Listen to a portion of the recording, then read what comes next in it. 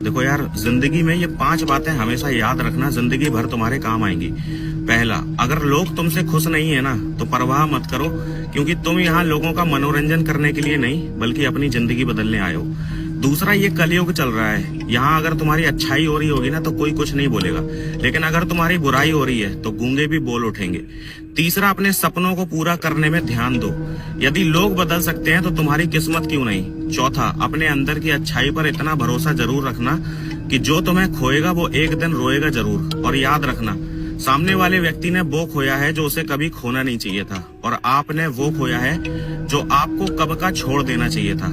पांचवा, जिंदगी तो गली का कुत्ता भी जी रहा है, लेकिन अगर किसी के जेब में पैसा नहीं है ना तो दुनिया उसे कुत्ते से भी बदतर समझती है। आज के समय में व्यक्ति का ईमान है पैसा, भगवान है पैसा, सुबह का उजाला है पैसा, रात का अंधेरा है पैसा, मंजिल पैसा, मकसद पैसा, सब कुछ पैसा ही पैसा, सिर्फ पैसा। इसलिए पैसा कमाने पर ध्यान दो, और अगर बदलना चाहते हो ना खुद को तो फालतू की रील्स देखकर हिलाने से अच्छा है मुझे फॉलो कर लो, जिंदगी में बहुत आगे लेके जाऊं।